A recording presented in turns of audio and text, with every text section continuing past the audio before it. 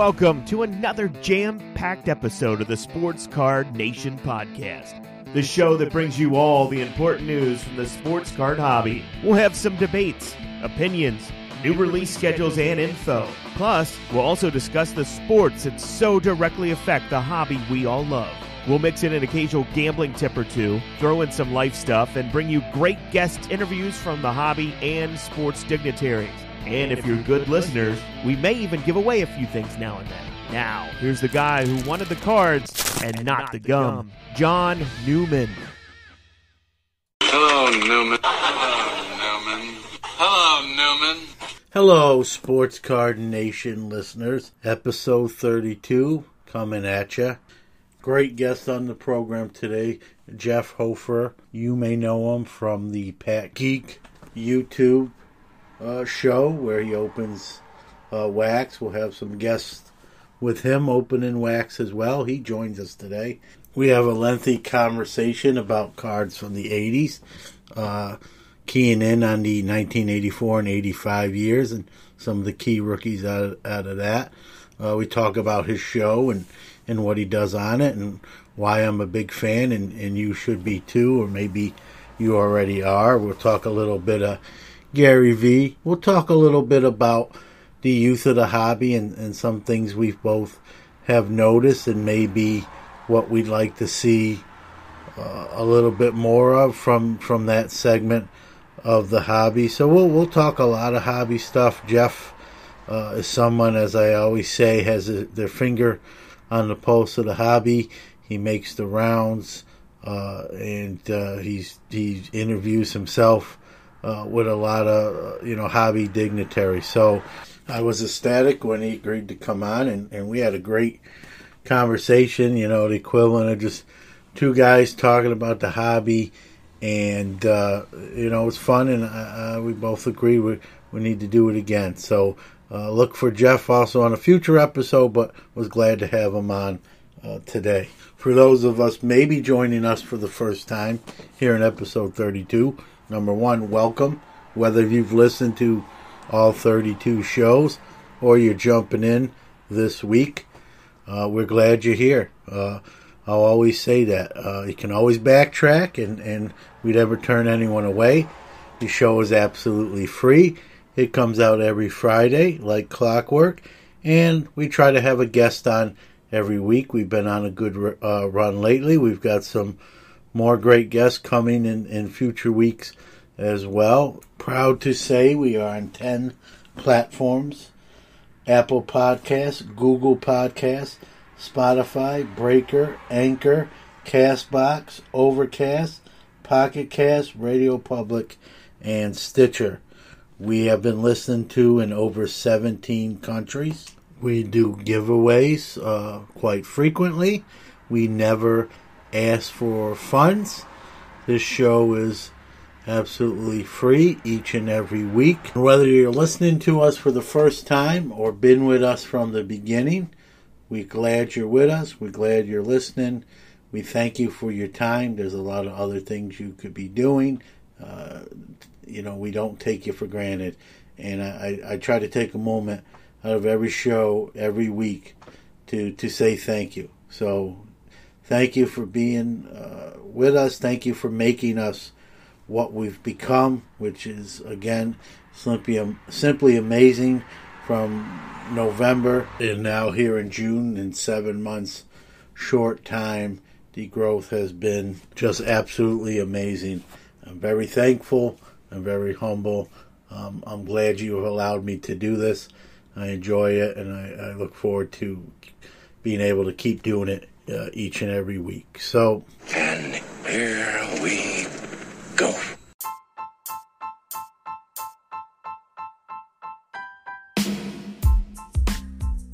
We love our listeners. Without you, there is no us. We care about your opinions and feedback and invite you to reach out to us on any of our social media accounts. On Instagram at Sports Card Nation Podcast, Twitter at SportsCardNati1, or email the show at sportscardnationpc@gmail.com. We don't ask for much, but if you really like the show, give us a shout out. Tell your friends or give us a follow on our social medias. If you enjoyed the show, please give us a positive review on iTunes or any of the platforms you are listening on. Thank you.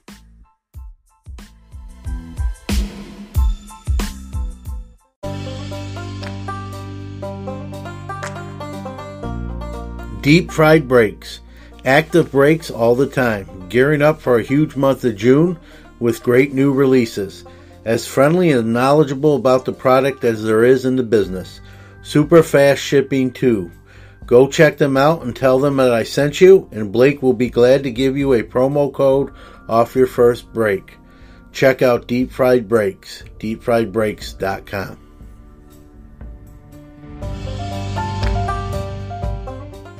All right, it's time for What's Crackin'.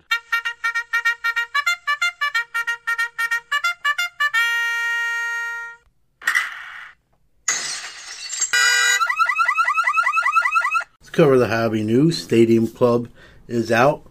Upper Deck Goodwin Champions is out. As usual, I haven't opened any as of yet, but the Stadium Club is some of Topps' finest photography with the high gloss cards, and I'm a big Stadium Club fan. I think while it's not the flagship per se, it's been a staple of the Topps line for obviously many years. Going way back to the 90s, and I don't think it gets enough credit sometimes. Like I said, the photography is great. Some of the shots are unlike what you see on other cards. I don't have particular good luck when I do open Stadium Club, so I wind up buying some cards I want rather than getting to pull them, unfortunately. But I've always been a Stadium Club from the original. I'm an original OG Stadium Club guy. I remember those first days. If you're old enough, you remember those. I don't know if you remember too, they used to do it, the super teams. So, they put super teams cards, like in basketball, if you got the LA Clippers, and baseball, you'd get the Astros or whatnot back in the day. And if that team won the championship that year, you redeemed that card and you got a special embossed logo set from that year, which is really cool. I'd like to see them really kind of do that again in mainstream products. It was cool. It also created kind of a secondary market, because if you thought that year like the Lakers were going to win the NBA championship, that Lakers super team card brought a premium and everyone was trying to get it. So I'd love to see Topps and Stadium Club do something like that again, or really any kind of company. I just thought it kind of was a different sort of chase card that we don't see as much or anything like that nowadays. So, if you remember that, give us some feedback, the super team cards from the Stadium Club days. Let's talk about a couple products on the horizon in baseball. Coming out, I believe, in 9 or 10 days. 2019 Bowman Platinum. Now, I used to be, full disclosure, I used to be a big Bowman Platinum fan, but as each year goes on, I seem to be kind of more and more off that train. I think it's kind of an unnecessary brand. I mean, we could say that probably about 30% of releases, if not more. But I just think it's there's enough Bowman titled brands, and Platinum just seems to be kind of, I don't want to say useless, but a product we could almost live without. It's kind of shiny, but the stock's thin, and when you think Platinum, you think kind of high end, and it really doesn't kind of live up to the wording. So I'm getting a little bit off the Platinum bus, if you will. And a product that in 2017 was one of the worst products I've ever seen, which was Panini Chronicles.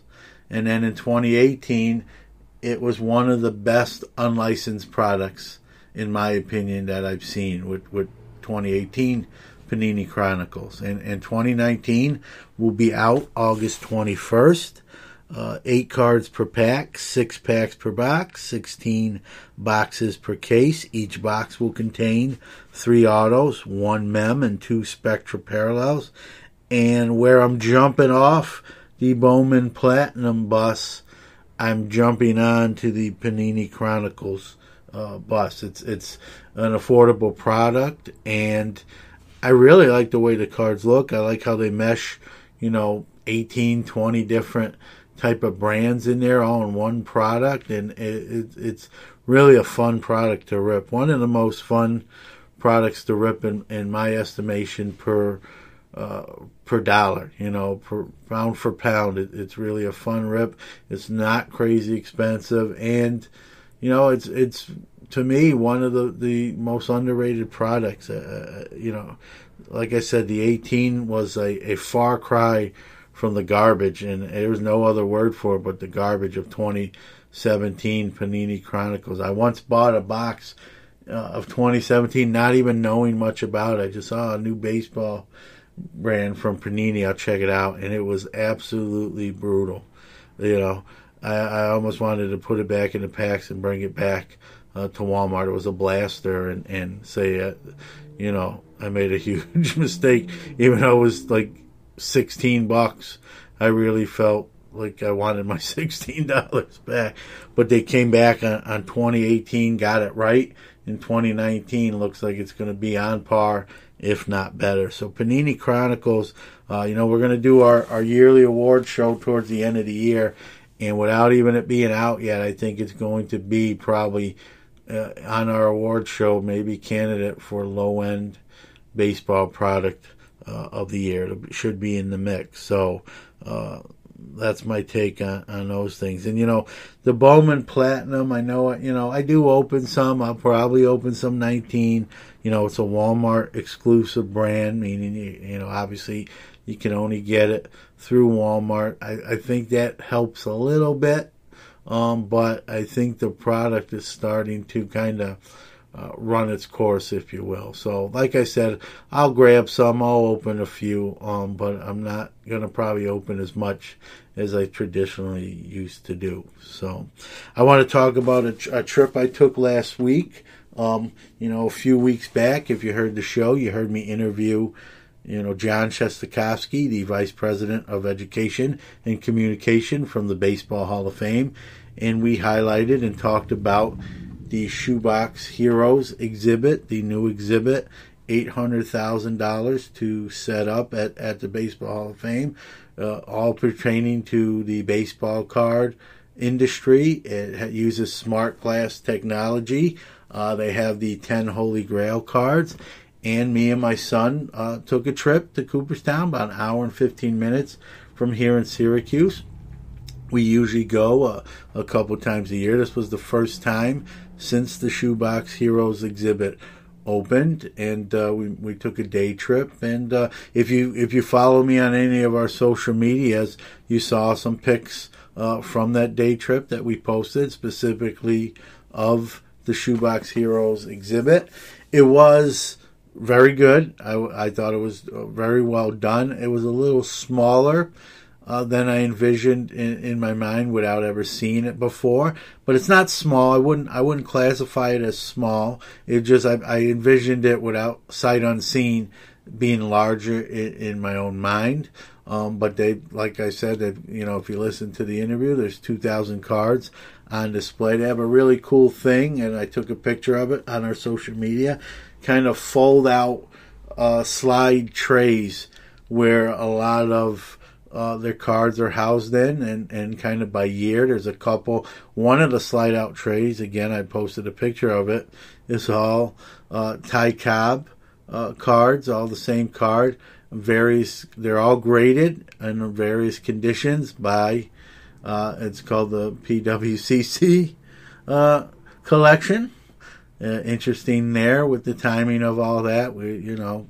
Most of you know what I'm referring to. So as I was looking through those, there was a couple PSA 8 Cobbs there, and I'll be lying if I said I didn't think about if those were a little bit smaller than the average Cobb card ungraded. But it is what it is. Still a great display. Still a great part of history, the Cobb cards. And we can't assume that every card falls into that controversy. So very well done. The Holy Grail section, which is very well done as well. 10 cards.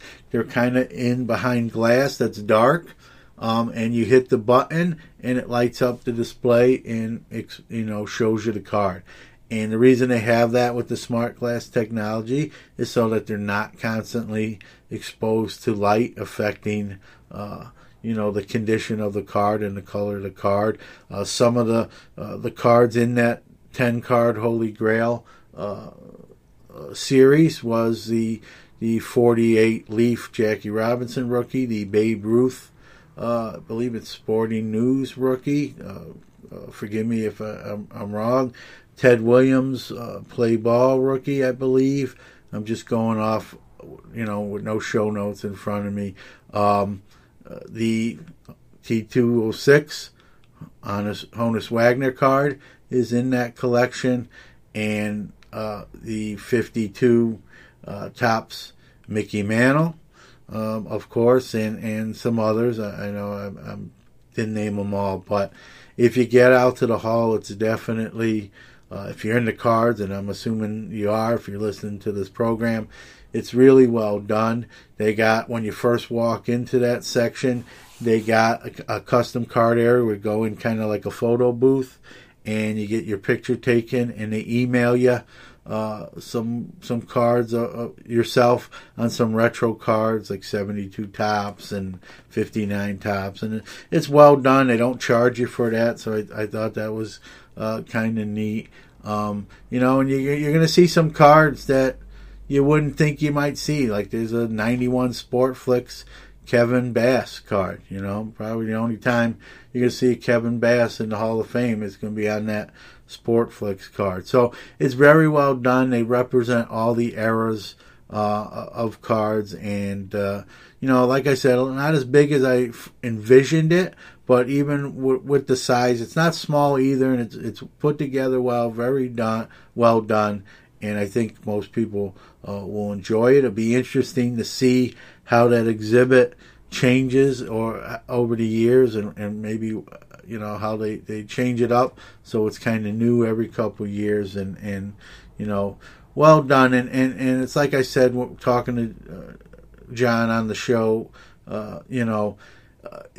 cards and baseball kind of go hand in hand. A lot of baseball fans collected cards because of the sport, and a lot of people became baseball fans because of the cards. And it's nice to see the hall really embrace that. I mean, they've had cards around the hall in sort of different areas sporadically, but to have a dedicated wing now, I really think that speaks volumes of where the card hobby is to the sport. And it's nice to see the Hall of Fame really getting on board with that. And so I think if whether you're a huge card collector or hobbyist, and even if you're not, I think you'll really enjoy the exhibit. When I was there, it wasn't crazy busy. Believe it or not, there was 5 or 6 people in the room or the wing with us, and I heard a couple comments. Oh, I used to have that card, and that sort of thing, and maybe the exhibit might get a few people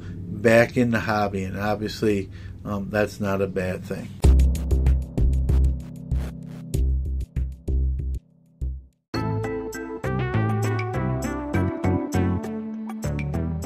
For over 25 years, Newman Sports Cars has set the standard in customer service in the hobby, including same-day shipping. They've added trading card supplies and wax products to their already impressive arsenal of rookie cards, game-used cards, autographed and graded cards. Check their fully searchable website out by Googling Newman Sports Cards or go to bit.ly/Newman Sports Cards. Give them a follow on their social medias on Instagram, Newman_sportscards, and on Twitter @NewMSportsCards, or give them a call or text at 315-491-0239. Newman Sports Cards, for all your hobby needs.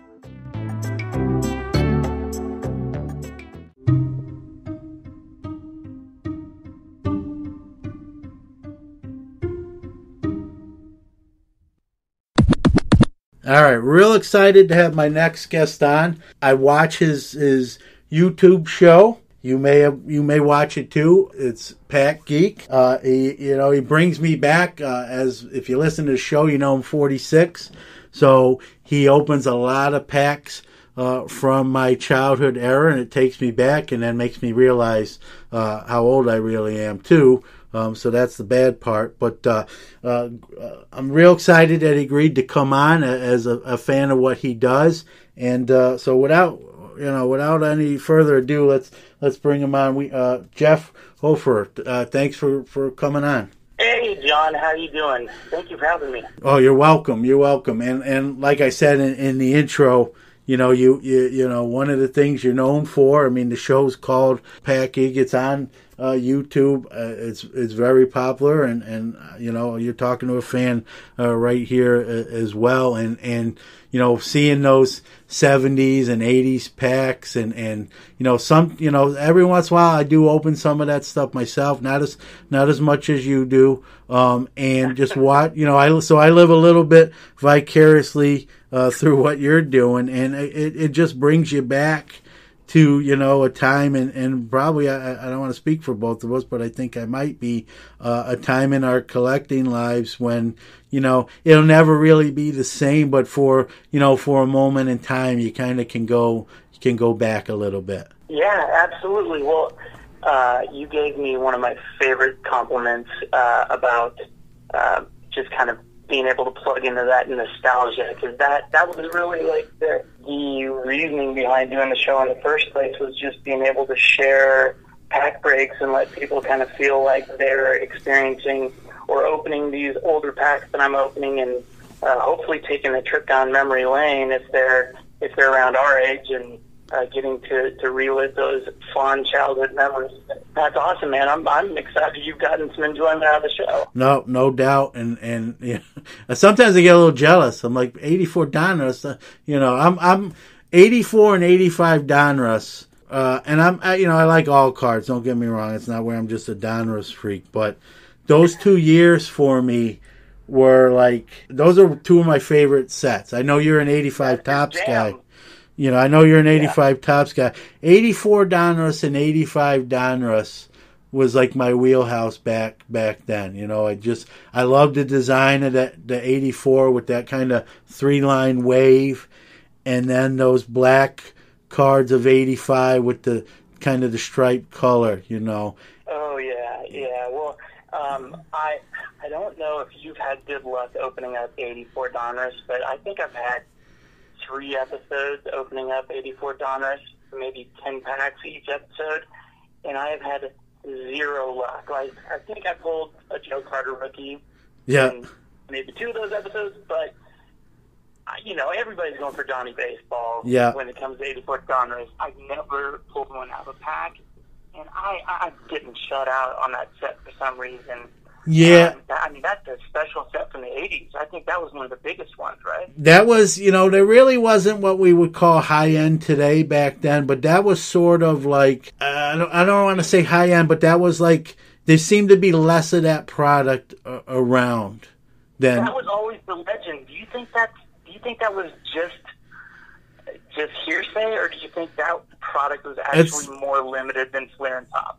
Yeah, that's a great question. I'll answer it like this. I think it was being opened so prevalently that there was just less around. I don't know. You know, people really didn't put a ton of stuff away. Yeah, well, they did. I just think there's probably some people bought boxes of 84 Donruss and kind of just stored them thinking, you know, this is like, you know, what we all thought back then. This is going to be a gold mine 20 years from now. And 84 Donruss actually kind of sorted the exception to the rule. Not what I think people initially thought, but it does have some value even here in 2019. So I just wonder how, you know, it might be a little bit more unopened in today's world than some other products from around that time.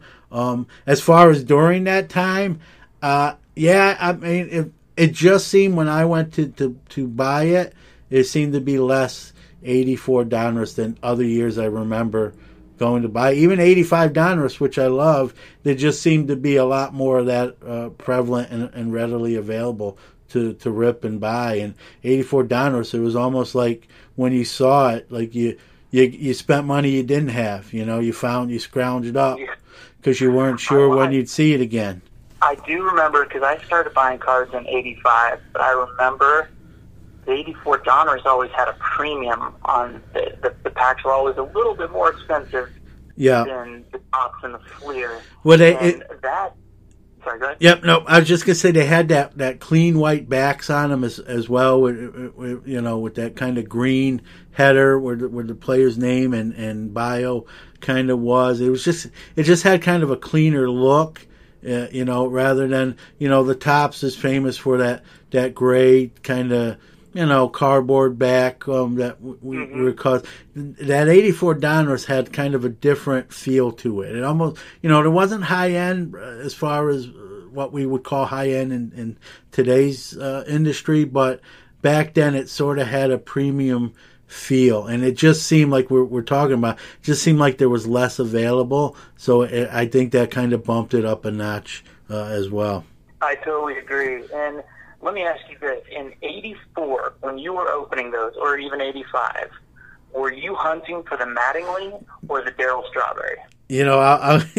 I'm going to cover both bases because I'm here in New York, so at that time I was in New York City. So the answer is both. I mean, that might be another reason too, Jeff, being in New York City, that product specifically, and Strawberry Rookie and Manly Rookie in the same set, I think people were just, going crazy looking for them. And to answer your question about the Mattingly, you had I opened a lot of 84 Donruss. I pulled probably a couple Mattinglys, but you're right. It just, for the amount I opened, I'd be lying if I said I wasn't disappointed that I didn't get more. So yeah, it seemed to be. I don't want to, I don't think it's a short print, but I didn't have much better luck than probably you had. Well, I haven't given up yet. Yeah. So eventually you're going to see one pulled on my show, but I may have to open an entire box to actually find one. And do you know, I wonder if there's a sequencing that people know in 84 Donruss, because I know a lot of Fleer products have a sequencing that people are familiar with, but I wonder if that is the deal with 84 Donruss, and that's how people have been able to... Yeah, I know there's been sequencing in other products, so I'm imagining, when these... card companies do these, they have those sheets and the line. There's some method to their madness. So, maybe someone figured some scenario out. It's been done before. It wouldn't have been the first time. So, but you're right. Sure. I didn't have great Mattingly luck. Apparently you didn't either. So someone's either got like a closet full of Mattinglys that they're not telling anyone about, apparently. Somebody's wallpapered a wall in their home with Don Mattingly rookie. Yeah, and it's funny. Another thing I'm remembering, even thinking now, kind of going back to that time, is we remember kind of the '89 Griffey as that kind of the first, where this whole face was the card. A lot of times cards before that were kind of inactions or shot from more of a distance kind of a scenario. But if you remember that 84 Donruss, that had a lot, and of course the Manly itself had a lot of cards where they had those facial close-ups. That wasn't really done a lot during that time period yet. Yeah, more of a portrait. Yeah, you're right. I hadn't thought about that, but boy, that 89 Upper Deck Griffey was a game changer. Oh yeah. And I don't know if you've seen, I've had him on the show, Stu Stone. He's a director and actor. I don't know if you've seen Jack of All Trades. I did, man. I loved it. Yeah. I loved it. Yeah, great movie. And, if you saw the movie and you said you did, that sort of was kind of a topic during that movie. And, and he told me he was on the show. And, he told me off the air, it's not as, and you saw it on the show that Upper Deck didn't really want to speak to him. And then he kind of went to the Toronto Expo and approached Carlin and Chris Carlin and sort of force an interview. I mean, Carlin didn't have to do it, but he did. And, it's been long rumored that, they produce sheets of them. But I'll say this much too, Jeff, and this is kind of how I feel about it. While I don't agree with it, and you probably shouldn't do it, and it does affect the integrity of a product, the demand still was so great for that card, like you said, that it kind of outweighed the negatives, that, even though if they did print that much as rumored, there was plenty of people on the consumer end, that wanted that card, obviously. Yeah, that card transcended the hobby as far as I'm concerned. I remember at the time I had friends that collected and friends that didn't collect, but we all wanted the Griffey Jr. Upper Deck rookie. Yeah. And so, it's got to be a special card to attract the non-collectors to spend their allowance, as it were, on something like that. Yeah, I mean, and you'll agree. My wife's not into cards. Like, she knows what I do and all that, but she doesn't really have a personal interest in anything. I mean, she respects that I do it and the show and yada yada yada. But if she sees that card, she even knows what that card is. So that tells you all you need. You know what I mean? That tells you that, like you said, that card transcends past the hobby. It's just kind of iconic. It's like an Andy Warhol painting, the Campbell soup can. It's like you don't have to be an art expert to know, hey, I think I know that's an Andy Warhol, so I think you nailed it. Yeah, and that's really where that card, but you think back now, as much accolades as that Griffey rookie got, that 84 Donruss was really kind of in that same category. Big facial close up, seemed to be a product that they're a little bit less in relativity to other years' releases. Like I said, it had a different kind of card stock. It was a little brighter on the front and back, and that Manly, obviously I was in New York, so that Manly and like you said, strawberry hype was even ratcheted up a level, let's say. But, it didn't matter really where you lived. You wanted that Manly card, even that strawberry card and whatnot. So I think sometimes I don't think that Manly 84 Donruss rookie gets enough credit sometimes. Well, let me ask you this, and play along if you will. If we had to choose the top 3 most important baseball cards of the 80s, and you and I, sounds like we would agree that the 89 Upper Deck Griffey and the 84 Donruss Mattingly cards would be within that 3, what would be the third for you? Yeah, that's a great question. Let me just, the first one that came off the top of my head, you're talking about just out of packs, not like update sets. Like you'd have to rip it. I think we have to put some parameters on it. Let's say it's got to come out of a pack. Man, I gotta say, even that Ripken 82. I know it's with the 2 other rookies, but that I remember. I'm a little older than you, so I don't know if you got to open that, but he was pretty kind of even lauded. We didn't know he was going to be Cal Ripken Jr., but that one I think is I don't know if it is the third one, but it's definitely a candidate. I agree. Let me think. You're saying just 80s, right? We're just within that decade. And I have a card in mind. All right, so I'm a huge fan of this guy. Now he didn't really pan out. He had some injuries, but at the time. All right, I think you might guess where I'm going. It's in my garage. I went out there the other day and found it. I showed my son, too. My son's 19. I have, a giant binder, and it's just rookies of this guy. And I don't know if you can pick one card or just say he was kind of the hype like we've never seen before as far as a player. I know exactly what you're talking about without even saying it. Go ahead and guess. I'll tell you if you're right. Well, and you're talking to Mr. 1985 Topps myself, so I'm going to guess it's Dwight Gooden. Well, good. Yeah, I was going with Jeffries just before that cutoff. Greg Jeffries. Oh, great. Okay. Now I'm not talking value. Now if we're talking about Hall, he didn't. He had a solid career. But Gooden was and again, I was still in New York City in 1985. So right after 84 with Straw and Mattingly, it didn't die. It didn't get an off year. You got Gooden, you got last year. So yeah, I would definitely put that one. Even Puckett from the same set was a popular one.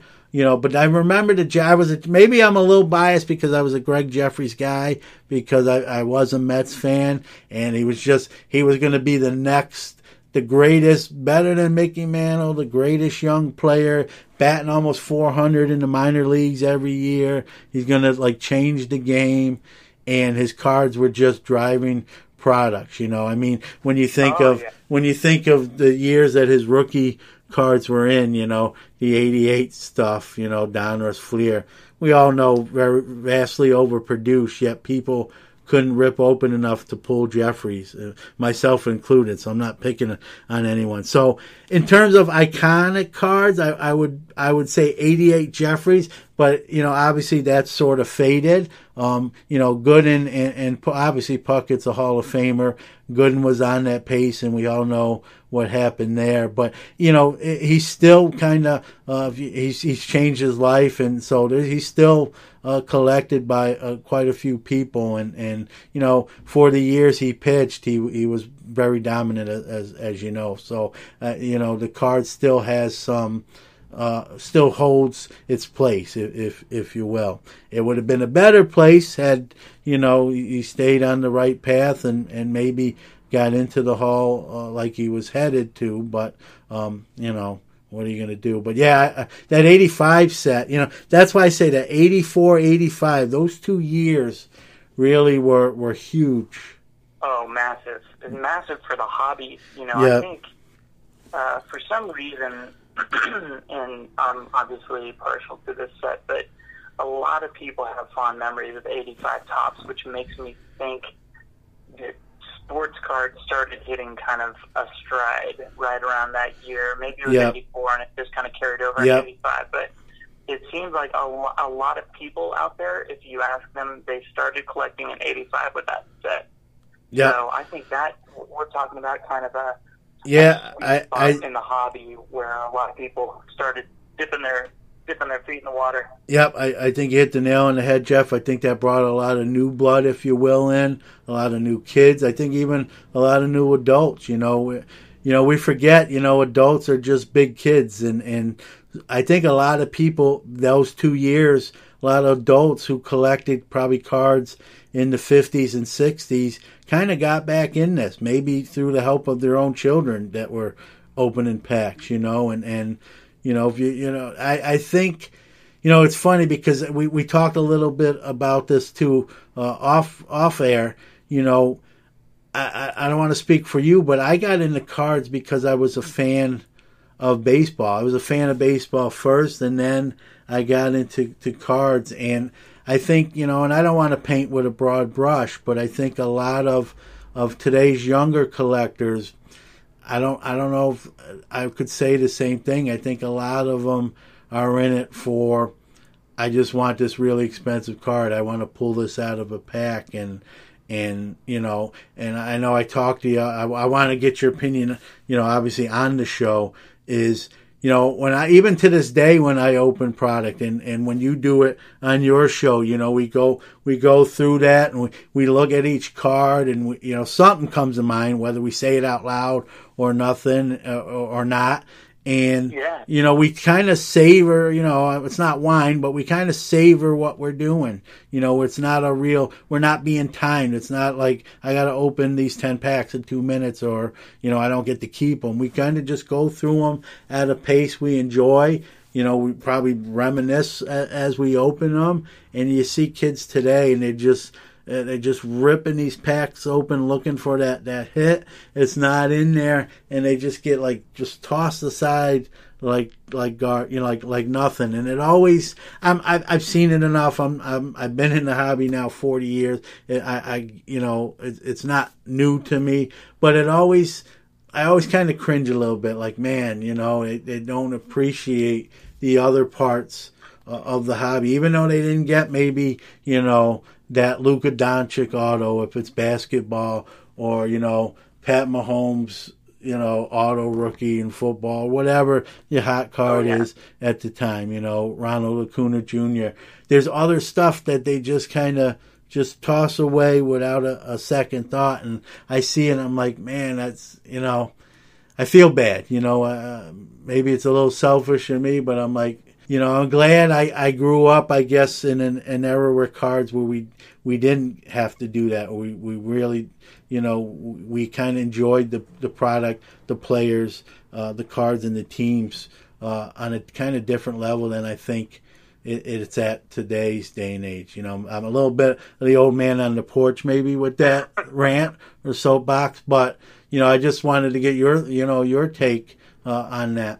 So I think we feel the same about this, and I definitely think there's more diversity in collectors focus these days than there were back in the 80s when people were buying packs hoping to hit their hometown team and maybe a couple other hot rookies, but they weren't buying packs hoping to hit $1,000 card or something that they could even buy a car with. It's crazy these days.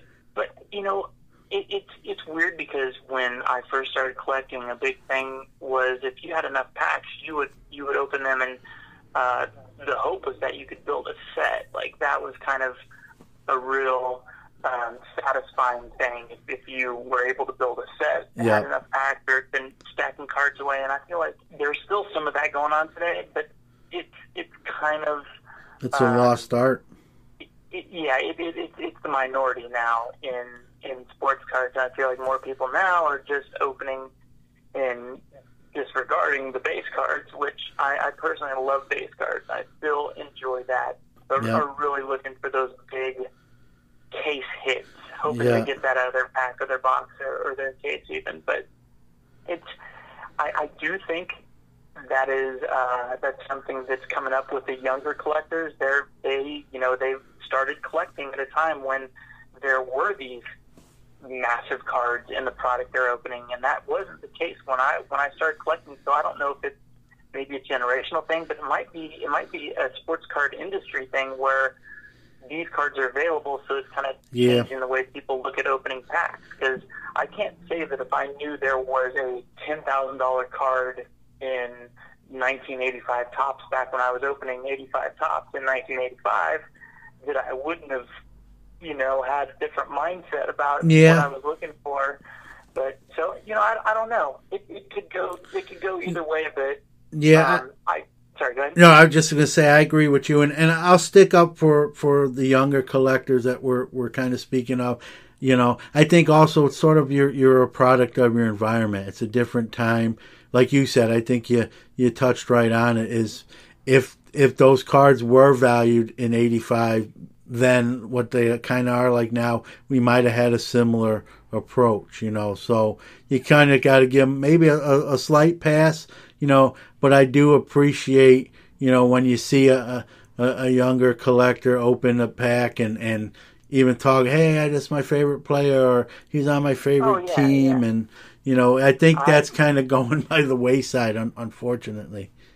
Yeah, I totally agree, and I see that every now and then. Somebody will. So at my office, one of my coworkers brought her son in, and he's a big collector, and he's watched a few episodes of my show, and so when he's around, we talk sports cards. And he was coming in one day, so I brought some packs to open with him. And I was so proud of him because he is a Chicago Cubs fan, and all he was looking for were Cubs cards. Yeah. He could care less whether there was a refractor or a prism or an auto in there or a jersey card. He just wanted Cubs cards. And I thought that was great. That reminded me of myself when I started collecting. And I thought that was fantastic. And to me, the most important thing is that we maintain that young collector base, because the biggest concern I have is that the packs will eventually get so expensive because there's so many high-end products out now that you're going to price out a whole generation of collectors, and essentially the hobby would eventually die. You're preaching to maintain that base, Yeah, you're preaching to the choir. I don't know, have you heard of Brody the Kid, or do you know of him? I think I've seen him on social media, but I'm not too familiar with his show or whatever he's doing. Yeah, he's 11 years old. He hails from Chicago, and he look him up when you get a chance. He's really a great ambassador, and he's kind of the opposite of what we're talking. He really promotes the hobby. He was tops of the class kid for grades. It was a promotion done by Tops where they recognize, doing well in school and give out free cards, and he was their spokesman, and he still does some stuff with them. And he does a video blog, and he does a written blog, and he's 11 years old, but if you talk to him, he's a little bit, you feel like he's a little wiser and a little bit older than that, and he loves the hobby, and he's just a great ambassador. He's kind of what, like you said, you worry about, I hate to be morbid, but let's be, we're not going to be here forever, unfortunately. Right. And there's going to, and so that next group coming up has got to kind of take the baton. I've said this, people probably said, man, he's using that line again on the show. But I've said it, that group of younger people have got to take that baton and keep the hobby going. And you said something I've said on the show. It's my big fear is that we're pricing some of the youth out and they're going to leave. You got to remember, we grew up, Jeff, in I don't want to be woe is me, but we didn't have the technology, obviously, that the kids today's age have. There was no cell phones and social media. There was, I joke about on the show, I knew where all my friends were by where all the bikes were and whose lawns when you rode past. There was no texting, hey, where you at? You know what I mean? It was like, I'm looking for 5 bikes on someone's lawn, and I know they're my buddies, And now we've lost, as much as I love my cell phone, truth be told, confessional, I'm glad I also didn't grow up in an era where it was there already, that, I got to kind of experience growing up without that modern technology that we're so accustomed today. And I think kids, it's just a different era, and there's good things too. Obviously, it's made the world a smaller place. People can trade and deal across countries, across borders. So I don't want to just make a negative spin out of it, but the kids today don't appreciate the things in the same way. There's a different sort of value system on it than when we were that age. It is. It's odd. So I have 2 nephews who are now one just graduated high school and one is in college. And when they were little, I was always trying to get them into sports cars. But they liked Magic the Gathering and Yu-Gi-Oh! Or I'm mispronouncing that, but you get it, like non-sports cards. Yeah.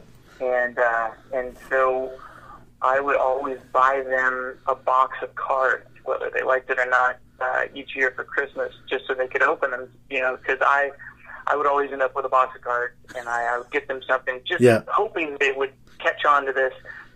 And the first question, anytime I pulled something good out of the pack, was always, how much is that worth? How much is that worth? Like, they wouldn't even care who was on the card. It was like, what is the value of that piece of cardboard?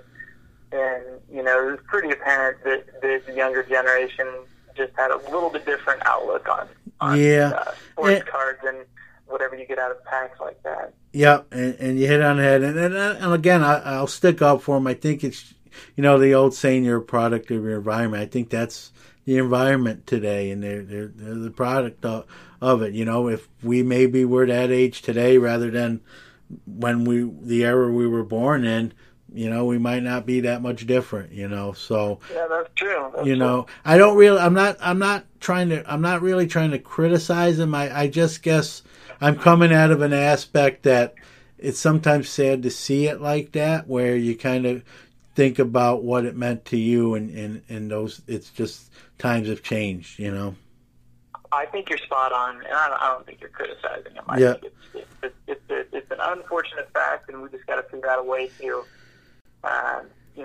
have them appreciate the hobby versus looking at it like it's all an investment. Yeah, yep, exactly. And, you said a line I've used on my show is that, you worry about these companies pricing this next generation out. And what's the answer to that? I know there's products that kind of, Big League and those type of things, opening day that Topps has put out. And, I'd like to see those card companies, Jeff, do a little bit more. Maybe those products that are lower price like that, but put some decent stuff in them so that young kid can pull out, something really sharp and like, wow, I got this. More than there is inserts and there's autos. I don't want to say there isn't, but maybe at a little higher rate so that a kid can kind of get that adrenaline, and I just got, a Harrison Bader auto, and I'd like to see more of that, even on the lower end scale, have kind of a higher end feel. I know there's costs involved and all that, but I think it can be done better, I guess is what I would say. I'm glad they do something rather than nothing. But I think those products kind of hit a sort of wall, and I'd like to see, that wall maybe get knocked down a little bit, and those products go a little bit further than they do. I agree. I think that makes a lot of sense, and it's fun to pull something shiny out of one of those packs. You don't want to, I don't want to go against what I've already said about wanting to promote like the kind of set building collecting that we grew up with, but it is nice to at least pull something that's a parallel or something that feels special. Yeah, it's the same adrenaline rush when we open those 84 Donruss, 85 Topps packs, looking for that Gooden, Puckett, Mattingly, Strawberry. Oh, yeah. Sometimes we'd even, you've done, you go slow, you move the card slightly, you're looking at just the next card, what do you see, an arm, with the Mattingly being that the 84 Donruss is that big face right there. So you're looking for that mullet hair, as you moved the one card from on top, you kind of slid it over, you were looking for mullet, that semi-mullet. I gotta tell you, John, that is one of my least favorite things about having a show where I open a lot of packs, because I know the attention span of the people watching, so I try to keep a really good pace. But if it's just me and a stack of packs at home, no camera running, you better believe I'm taking my time. Yep. And if someone were to actually watch me open at the pace that I like to open just on my own, you would all be bored to tears, because I'm halfway through a stack in one pack researching cards. I haven't even gone all the way through the pack I've opened. Yep. I'll, look things up and figure out what it is, if it's, an SP or whatever it might be. But when I'm on camera, I try to be conscious of the attention span and keep things moving. But that's not the ideal pacing of a pack open for me. It's funny. It's funny you say that, because I do the same thing, and that's probably why I don't open anything on camera whatsoever.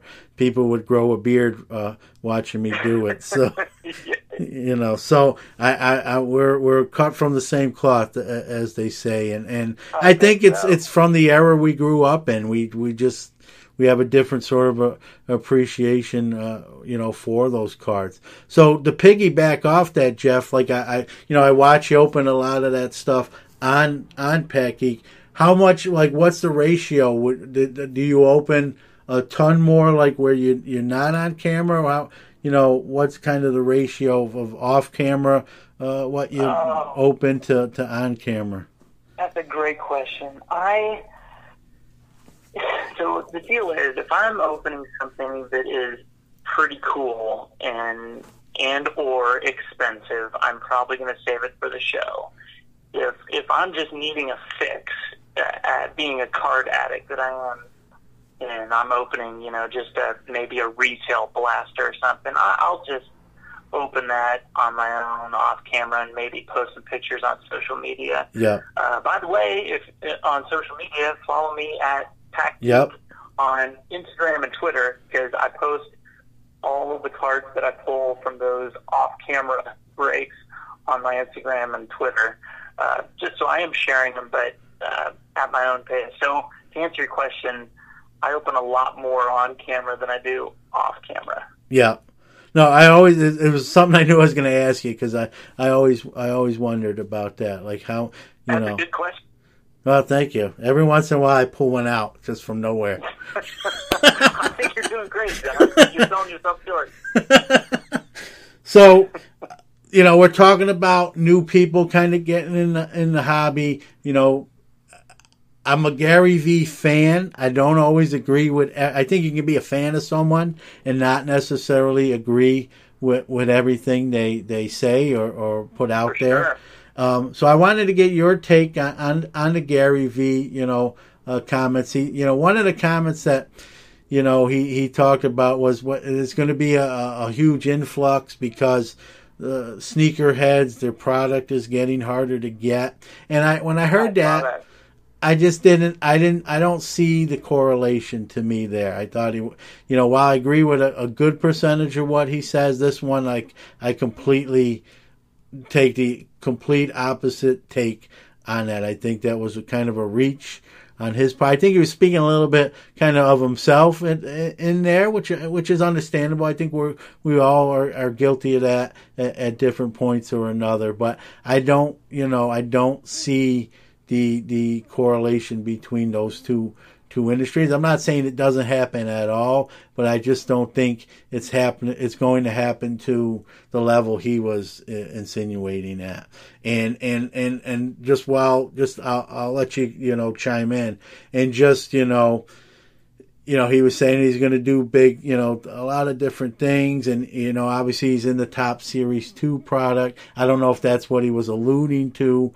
I've said on this program in the past, when Topps was to be rumored for sale, I would love to see Gary buy that company and Same here.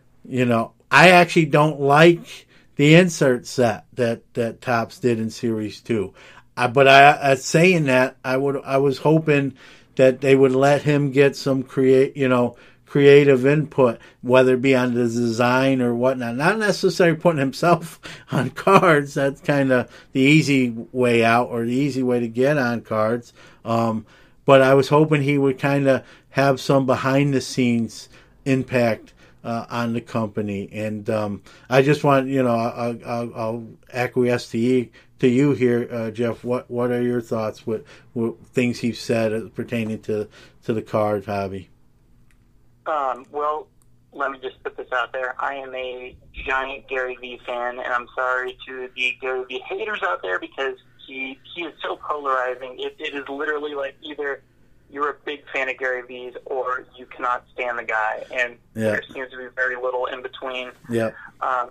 And let me just get my shot out of the way. I'm really disappointed that Topps had a sticker auto for his insert, because that bummed me out. That was a card that I wanted. I was hoping to find the Jeter dual auto with he and Jeter, and the minute I saw there was a sticker auto, I was out. And no disrespect to Gary Vee, he's still the man, but I do not want to pay that much for a sticker auto. Yeah, and here's the thing: I know he's busy. Don't get me wrong; he's one of probably the busiest people, but he's kind of traveling around. That's something he can almost do, while he's on a plane or, in a car. He could sign 50, 60 of those, in 10, 15 minutes. And like you said, I think those could have been on card. I don't, even as busy as he is, there's definitely trip time where he could rattle some of those off and get them back to Topps. And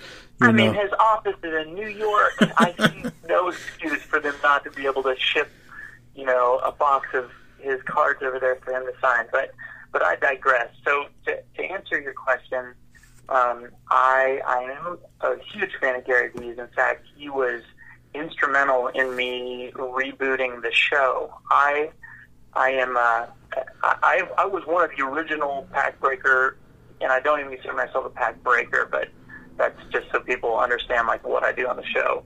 I think pack breakers are typically people that sell in group breaks. I'm just a collector that likes to open packs on camera. Yep. So that's differentiated there. But I started doing it like 2010 before there were a lot of people doing it.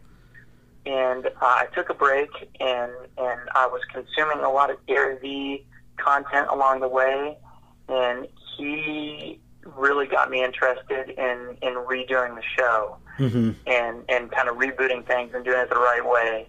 And so I do thank Gary Vee for that, and I mean mountains of inspiration along the way. That guy can fire somebody up like no other. Yeah, no, I agree. He's very influential. You just spoke to, you gave him a lot of credit for, getting you to take a different approach and keep the show going, which obviously I told you I love, and I watch. I love the sound effects and the graphics. I sometimes I'm watching it in my office on my laptop, and my wife might be in the next room, and she probably thinks I'm insane because I'll laugh, out loud. She probably wonders, like, what is he laughing at, And it's just well done. It's well put together. I'm not just saying that. I'm just speaking honestly. I appreciate that, John. Thank you. It's just, I get a kick out of it. Some of the innuendos too are a little subtle, and it's just like I said, there's things I find funny, yet I won't laugh out loud. You just laugh internally, if you will. And there's things I've seen on your show that I just laugh out loud. I don't care what my wife thinks in the next room or not. And if she asks me, I'll gladly tell her. So. Well, I appreciate that. It's we have a lot of fun doing the show. It is a labor of love, and if I'm able to open sports cards and entertain people watching, that is a home run in my book. Yeah, and it's funny you said it being a labor of love. I think if anyone has seen it or you haven't seen it, go watch it, number one. But if for those who have seen it like myself, that comes across. It's very apparent in what you do, and you can see that you really, sometimes you see people do different things, social media stuff, and you don't get that vibe from them. You almost think they're like, they're punching in and then they're punching out, all right, that's it. And with your show, it doesn't take very long to know, like, this guy really, he's got a passion for it. And I think that's one of the things, besides all the other things I said, why it's great. Definitely people, I think, appreciate that. If you have an enthusiasm for something, that stuff, to me, is contagious.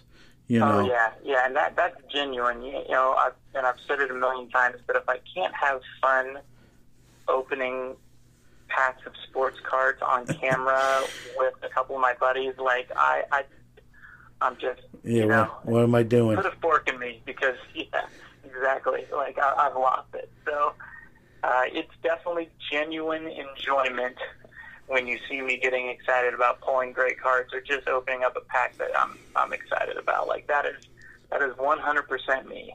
Yeah, and like I said, it's apparent. And one last question, if I can, speaking speaking of opening wax on camera, and that. So, what is your on breakers had do it where you buy into breaks? I've said on the show, I'm gonna be honest with you. Without the breaking industry, I think this hobby might be in a little more trouble than we like to admit. I think it's a good percentage of where all this product is getting sold and opened. So I think that right. I think that's the good aspect. But with like a lot of things, the yin and the yang, I think there's some negativity to it. I did another show on this topic, but I wanted to kind of get. Your first time on the program, I wanted to pick your brain as far as someone who does open, obviously, wax on camera, and truthfully, sort of, I think the right way, sort of the blueprint, if you will. What your thoughts are on that niche of the hobby? So my opinion on group breakers. Yep. Got it. Okay. I think they have helped the hobby a lot in that they obviously sell a lot of product. Yep. And they have brought a lot of new people into the hobby that I feel like were into sports gambling, because breaking is truly gambling. I mean, buying a 50-cent pack of sports cards is kind of poor man's gambling anyways. But certainly if you're dropping $1,000 on, a break of National Treasures, there is a certain level of risk and gambling in that. But whatever. It's some people should do it, some people shouldn't, because they have a problem with that sort of thing. But in my humble opinion, I don't see any issues with breakers. I think there's a lot of room in this hobby, and I think they have their niche, and they do it really well, and they certainly bring a lot of income to the sports card manufacturers. Yep. And they, if you're somebody that just collects a certain team, well, that's a great way to go, is to have these guys break and buy a certain team, and then you're getting the cards you wanted anyway. So there's a lot of positives there. I know, certainly I've read about it on forums and stuff, but people have gotten themselves into trouble doing breaks too much because it can get really expensive, and it's slightly addictive. And if you have an addictive personality, I can see that being a slippery slope. But I would just say, when it comes to that stuff, moderation is key. Yep. And don't buy more. I think if you have to go into debt to get involved in a break, you probably shouldn't be doing it. Yeah. So that should be funny money that you're using on stuff like that, and not your house payment. Yep. I side with you. I think, when it comes to group breakers, I think the pros outweigh the cons. You touch on some of those pros. It allows team collectors to get a good influx of those cards that they collect without, maybe spending as much as they normally would. I think, like you said, know your limits and don't get in over your head. I think the negative aspect is, obviously the bad breakers, the ones that have been caught doing some shady stuff or underhanded stuff. Is there a lot of that? Because I don't think there's a lot, Jeff, but I think when it happens, it becomes like just, spreads like wildfires. Everyone's retweeting it, and so it looks like it's more prevalent than I think it actually is. That's a shame. And I feel bad for the guys doing it the right way, because it's kind of lumps everyone sort of in the same group when it isn't, and I've said this on the show, just whether you're a lawyer, a doctor, an accountant, most of those professions, are 90-95% all above board, outstanding citizens. But even in those professions, you're going to hear an accountant bilk a client out of money, a surgeon cut off the wrong leg, a lawyer doing something against their oath, or against what they're supposed to do. There's good and bad in every profession. So, I think what happens with the breaking is kind of what I said, is when someone gets caught doing something underhanded, everyone kind of lumps them all in the same category when it's really not the case, and it's tough because the ones that do it the right way, they've got a pretty good following, a pretty good reputation. It speaks for itself. But when those negative things happen, it's that middle tier that haven't built that clientele up. They're on their way, but they're not there yet. I think it hurts that group the most, and makes it a little more that hill a little bit of a tougher climb, and that, I guess that's who I would feel bad for. And but again, I think I've said it on the show that I think group breaking has, it might be a little dramatic to say it like this, but sort of saved the hobby, because it's just the product just, you see it, just as well. The amount of product getting opened now is insane. And it is wild how many cases those breakers fly through. Yeah, I know there was one, when Bowman came out earlier this year, one breaker opened 90 cases, or so he claims, 90 cases, alone. Wow. Alone. I mean, and then you add everyone else. So, that's what makes me worry too, is just sort of the oversaturation as well. That would fall on the negative side. And we talked about, how kids just open the packs real quick, look for that one big hit, and then toss the cards aside.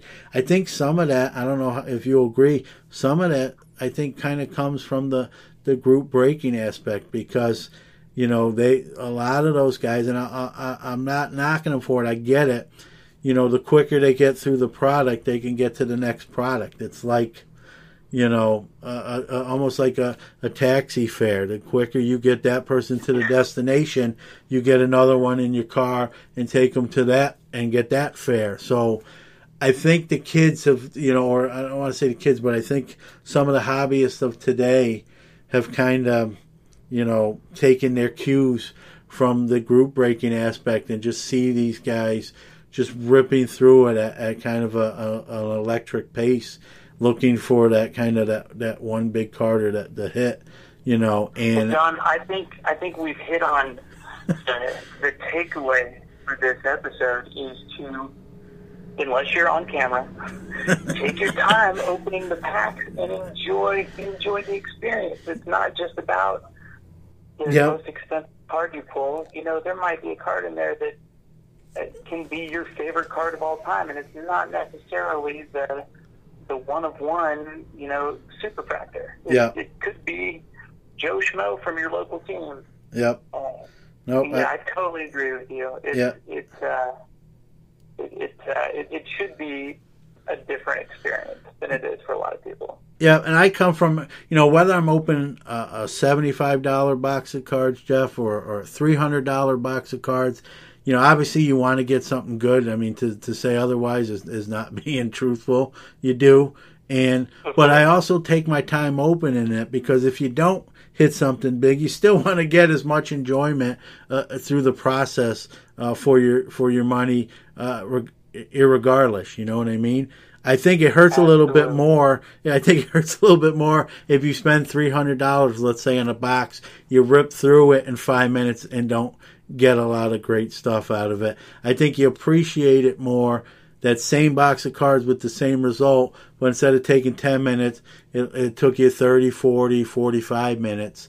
While the end result might be the same, you kind of feel like you got 45 minutes of enjoyment out of it, or a rush, So again, I want to thank you, Jeff. I love Pack Geek. If anyone hasn't seen it out there, you're missing some great stuff, and going back a little bit in time. And you open new stuff too. I don't want to make it like it's all vintage. I might appreciate, I'm an old fogey, so I might appreciate the vintage more than some others. But what you do is excellent. Like we talked about, your passion comes definitely shining through on the show, and I think that stuff's contagious. If someone's just mundane, they're not going to last. And you've done that 9 years, haven't you? Yeah, well, I did, I think it was 13 episodes back in 2010, and then I took about a 7-year break. So, but now we're releasing episode number 75, I believe, tomorrow. Yeah. So it's we've been going strong, kind of the reboot of the show over the last 2 years, and it's been a lot of fun. And I've had a chance to meet a lot of people like yourself who, I could talk cards with forever. Oh yeah, I'm very grateful for that. Yeah, that's that community and the hobby. That's the good thing, and it's like I told you off the air, and I've said it on the air to everyone else, is one of the goals of the show is definitely to highlight that. But even with taking the break, to do that in 2010, and I seen those. I went back and watched those. A younger Jeff clean shaven, by the way. The bad production value with the blurry cars. You know what? It's still even then though, and I'm not just saying this. I'm not just even then you could tell you enjoyed it. Again, we're dealing. There was less I know it's only 8-9 years ago, but there's way more technology even in that short a span than in 2010.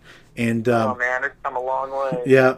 And, whether you took a break or not to do it, 8-9 years ago, very few people has done that. And you were one of the first ones. And now you're still, here we are in 2019 and you're doing it and doing it well. It sounds like LL Cool J right there. But, it's true. And I think it's great. It only is going to help. It only, something like that's only positive for the hobby. And so, hats off to you. And so if you want to give out, once again, thanks for coming on and the time. And like you said, we can make this a 4 or 5 hour show. We might get in trouble with our spouses, and I don't know if we might enjoy it more than someone listening. But again, I appreciate you coming on. If you want to give out where people can see your stuff and any handles, now's your chance. So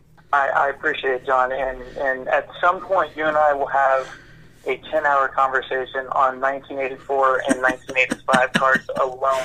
Yeah, we could do it. I hate to say it, but I think we could do it. Yeah, we'll save that for another episode. So my handle on everything is just Pat Geek, just like it sounds, PACKGEEK, and I'm on YouTube. Please check out the show on YouTube and subscribe if you like it. And then I'm on Instagram and Twitter and Facebook. I'm very active on Twitter, so if you're a social media person, connect with me there and we can chat. And it'd be great to hear from people. Yeah, and I know I've said this like with every guest I've had on, Jeff, man, your stuff. That's why I have them on. So if anyone thinks I'm just saying it because I wouldn't. If I have a guest on, it's because I like their stuff. So what I say is really how I feel. And if you haven't seen Pat Geek, I don't know what you're doing, but don't dawdle and check that stuff out. It's something for everybody. I know I mentioned, like I said, a lot of the vintage and the older stuff, but you cover all the bases. So regardless of your collecting interest, it's a great program. I appreciate it, John. You're a class act, and thank you for having me on. I hope I'm going to book you ahead of time. I hope we can do it again. Definitely. I would love that. All right, that's awesome. I'm holding you to that promise. You got it, man. I'm in.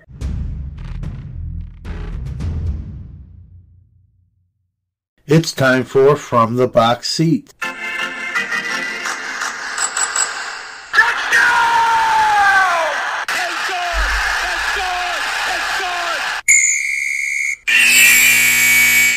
On to the sports world, and let's start with the NBA. Adam Silver making a bid to win Worst Sports Commissioner.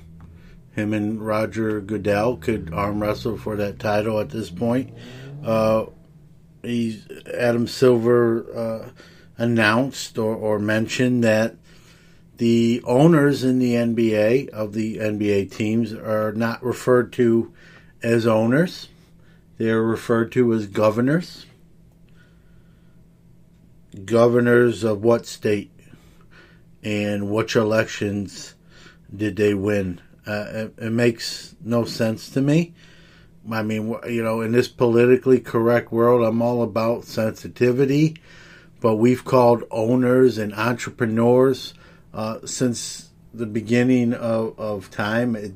I know what it's in reference to, of slavery days, but I mean, I don't think we're confusing the owner of the Washington Wizards with a slave owner. I don't think we're confusing the owner of a McDonald's franchise with the slave days.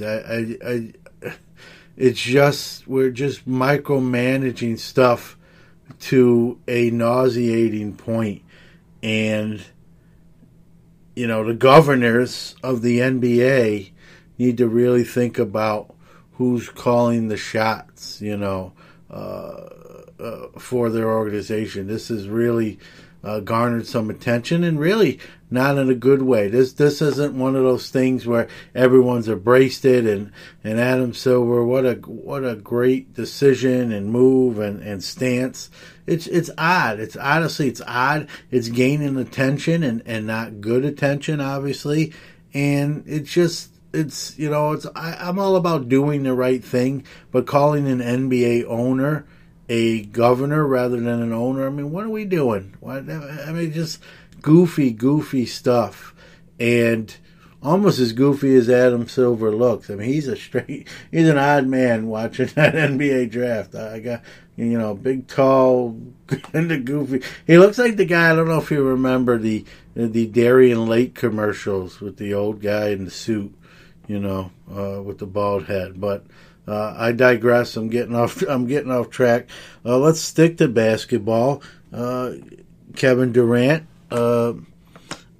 took his option out. He declined his option, so he's a free agent. It'll be interesting to see how that plays out. He's probably going to miss significant time. So what team is going to fork over the dough, knowing that? Rumors are Brooklyn and the Knicks are two of the front runners, but there's always going to be someone else who enters that race, I believe. So we'll see how that plays out. The Lakers have basically given the Washington Wizards 3 guys, no one of significance, to clear cap space to add a third big player to the Lakers, along with LeBron and Anthony Davis, to make their super team complete. I don't know who else they'll have with them. I'm thinking I might be able to make the team to fill a roster spot, because I don't know who's left on that team between trading their whole team to the Pelicans and then just giving 3 guys to the Wizards. I think they got some roster space available for some serious role players who don't want to make a lot of money. So if that fits your criteria, you got a shot to make the Lakers. Jimmy Butler, rumored to be tied to the Houston Rockets in a sign and trade deal, but it looks like he will be wearing a new jersey come next year. Let's go to baseball. And I'm a Mets guy. I'm really close to getting the bag out, cutting some eye holes out of it, a mouth hole, and putting it and wearing that thing around rather than my Mets hat, because it's really an embarrassing time to be a Mets fan. You got discord in the locker room. You got a manager in Mickey Callaway who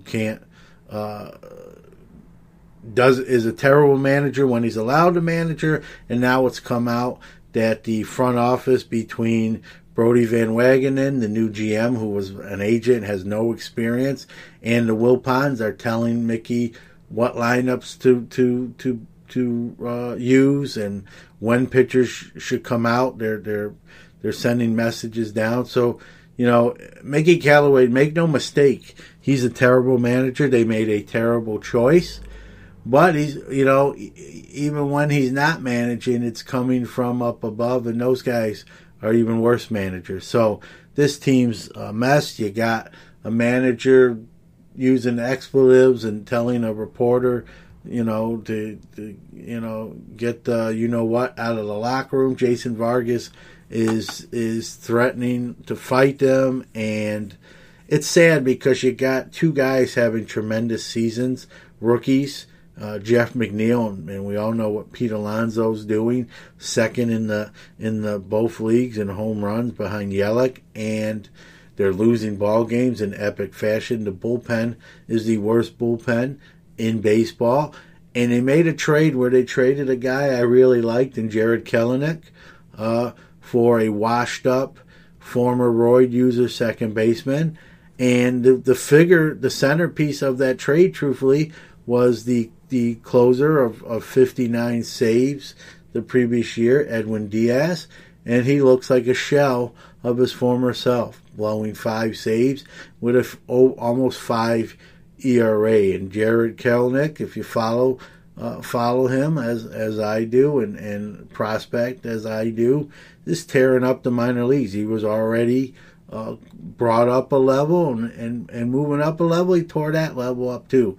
I believe Jared Kelenic is going to be a bona fide major league hitter. And we gave that up, Jay Bruce, Justin Dunn, for a bag of rocks at second base, and now a closer who can't get the job done. And it's sad, and, I think it was Brody Van Wagenen's inexperience as a new GM.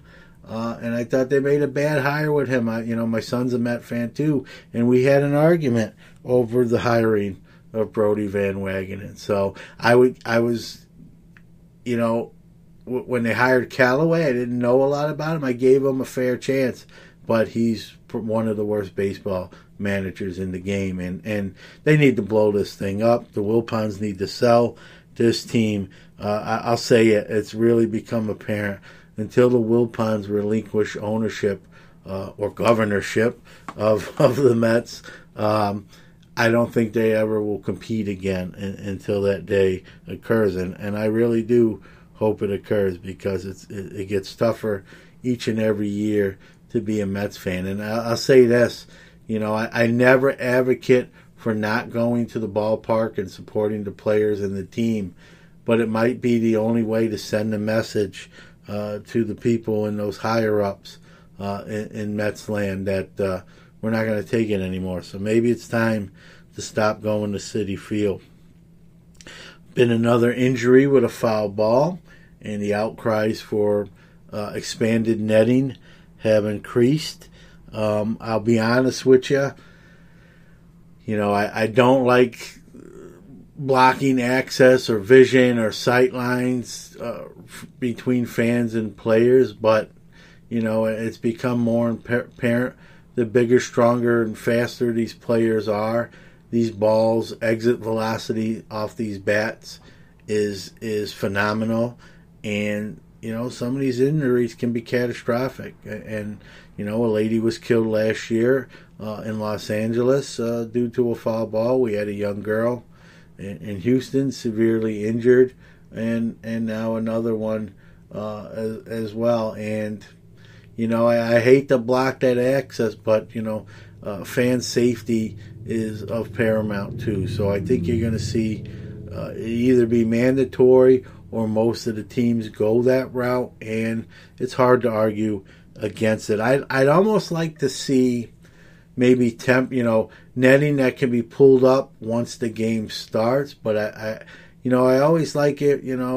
I know a lot of kids are getting autographs maybe for monetarily purposes, but I still like to see those kids down there near the dugout trying to get their favorite players, autograph on a ball or a card. And I think the netting is just going to limit that access. And, I hate to say it like this, but I think some of the players are for the netting more for that reason than the safety aspect. I think it gives them a way out of not having the sign and that sort of thing. So I'm kind of torn on it. I understand why the talk is ratcheted up, and some teams are doing it in advance of it being mandatory, but I hope it really doesn't put a further gap between players and the fans. That's actually my big fear about the netting, if that makes any sense to anyone. Let's talk about the fan voting in Major League Baseball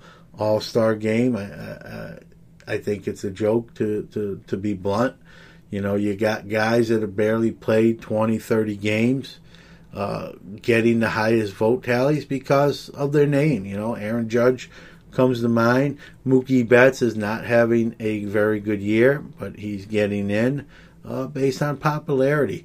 So I don't know if we want to call it the All-Star Game or the Popularity Game. I'm for changing the name to the Popularity Game.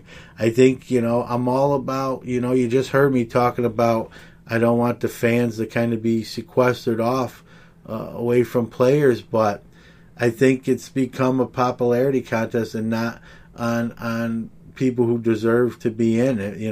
Pete Alonso and Jeff McNeil may not, I know I've mentioned them already, and there's other worthy players that are not going to make an appearance in the All-Star game that should, because someone like Aaron Judge, who's not played very much, is very popular and all the Yankee fans vote for him. And I don't think that's fair. I don't think it's right. I don't think it should happen. So I don't know what the solution is. Maybe the fan vote counts for 20%, and then you let the owners, GMs, or other people in knowledgeable positions of the game vote, get some of the other votes, and that way we can get the right guys in this All-Star game. It's sad to think someone might bat 350 double-digit home runs. It might be the best year they'll ever have in the league, and their one chance to be a worthy All-Star, and they don't get in. And that isn't right. So, that's my feelings on it. I vote, and I vote with who I think should be the representatives, not just because they're on my favorite team. I don't think enough other people honestly do that. And if not enough people are doing that, it may be time to look at other alternative ways to vote, to make sure that guys that should get to do that. And, it's still a thrill for a lot of guys to make the All-Star game. Maybe some don't care either way, but I'm sure some of these younger guys that haven't been there at all or very much, it's still a big thrill to them. So, again, I that needs to be fixed. I think it's becoming an issue now where people are talking about it. Myself and even national sports shows on Fox, ESPN, social media, and it needs to be addressed. I don't know if it's a quick fix thing or one solution, but there's got to be a better way to not make it a popularity contest vote. And if you're going to keep the voting like that, just call it the Popular Star Game, not the All-Star Game. Because to me, if you're worthy of being an All-Star, you should play. And I think some guys are going to get the big old snub. Speaking of the All-Star Game, Vladimir Guerrero Jr. has announced that he will be in the Home Run Derby. Home Run Derby is always fun to watch, and I think with Vladdy Jr., I think that bumps it up a notch just to see what a young guy can do against some of these veteran players. So at least that part will be fun. The All-Star Game's still fun. I don't want to be Debbie Downer, but I just think the guys that should make it, and it shouldn't be because someone else like an Aaron Judge and Mookie Betts are just getting in on name power alone when they're not having all-star years.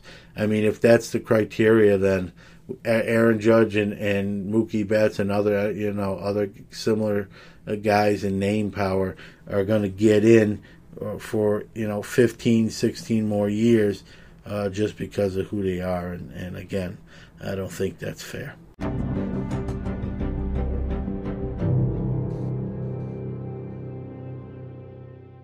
Well, folks, that's a wrap on 32. I want to just take a moment. I want to say this because it's important, and I hope you can tell. I hope it comes through in my segments and our interviews. I really enjoy doing this show, Sports Card Nation Podcast. Started in November 17th. Here we are, the end of June. Again, I don't want to harp on it, but where the show has come has been tremendous, and it's all because of a lot of people other than myself. Number one, it starts with the listeners. We're not here without you. If you don't listen to the show, we don't exist. We don't continue. So heartfelt thanks go out to everybody who's listened to the show. Whether it's one time or all 32, it means tremendous amount to us. Like I said, we don't exist without that. I want to thank all the great guests who've come on the program. I want to go ahead and thank all the future guests that will be appearing on this program. That really the guests is a good portion of the show.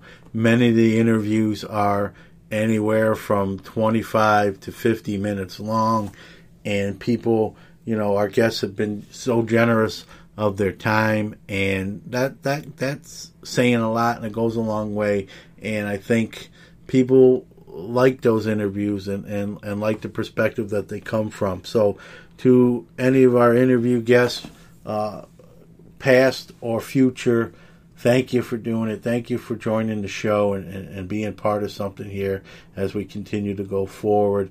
And thank you to the sponsors, the old ones, the current ones, and maybe even future ones. Again, all total, whether it's listeners, guests, sponsors, myself, all working together to bring the Sports Card Nation podcast in 7 months to where it is. I enjoy this. Thank you for allowing me the opportunity to keep doing it. What's become a passion of mine.